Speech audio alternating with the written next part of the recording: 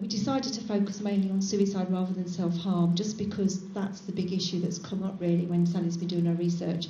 So without further ado, I will pass you over to Sally Evans. Thank you. I don't need that. Thank you very much. As Elaine said, I'm Sally Evans and I'm the Counselling Manager for Zenzo.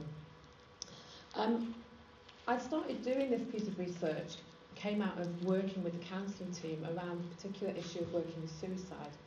So I'll just tell you a little bit first about what Kooth is.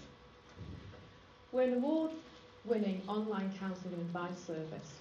We've been going since 2009. The year 2000, sorry. In 2000, the BACP said that online counselling didn't work, couldn't do it, wasn't the same as face-to-face. We've actually begged to differ because we've been going for actually 10 years really.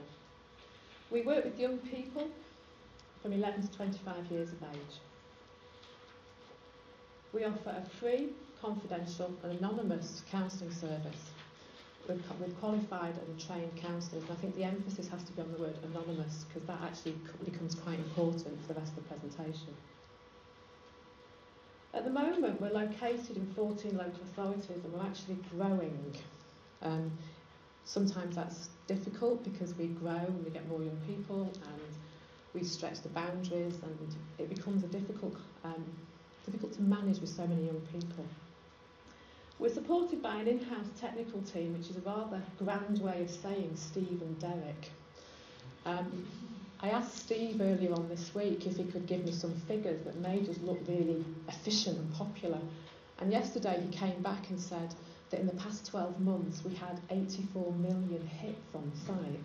Now I have no idea what a hit means. I don't know whether it's young people who come on, pages, I don't know, but 84 million just sounded like a lot of hits.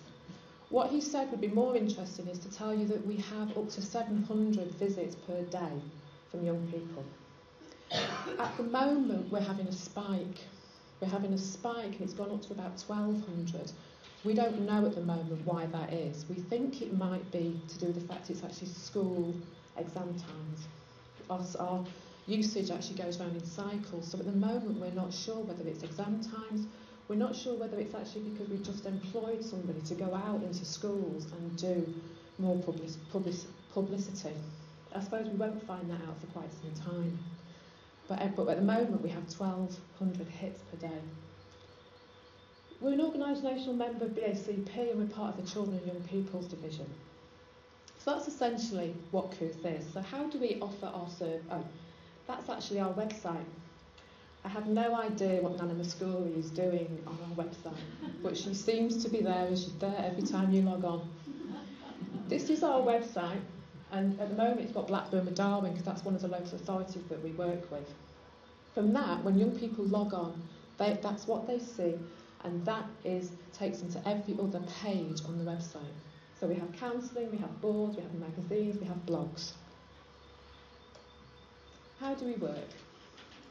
We offer chat sessions to young people. These chat sessions can either be one-off, they can be ongoing. Young people can either go into a waiting room and they wait, well it's essentially what they do is wait for a counsellor to come online, or they can have a book session. A book session is like a face-to-face, it's where the young person and the counsellor will go into a chat room and actually at the same time and have a 50-minute chat. We offer message systems. The message system is where young people can message counsellors and get a response.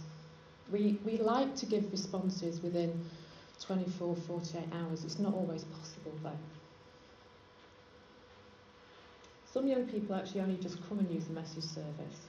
They don't use the chat service. What we also have is moderated message boards, blogs and magazines. Out of those 700 young people who will come online per day, about 30% will actually use the message boards. 30% use the message boards, 30% use the... can you refresh the page? Oh. That's if you want to keep an eye on that and let me know what's happening. I don't think you need to worry about Okay. We have moderated message boards. Like I said, out of those 700 young people, 30% will probably use the message boards, 30% will go onto the blogs, and 30% will actually talk to a counsellor. So I know when I said we have 700 per day, there was a bit of a, and I have to say as a counselling manager I have a bit of a, but actually not all of them come actually onto the site. What we do at Kooth is we have multi-agency working. We work with local authority partners. So what we do is we go into the local authorities and we'll work with them in setting up a package of care. We work at like a strategic level because we are a tier 1 preventative service. What we do is the workers go in and they meet with all local interested partners. So when we go onto our homepage, we actually have all agencies for that particular local authority on the homepage. So it's a localised service.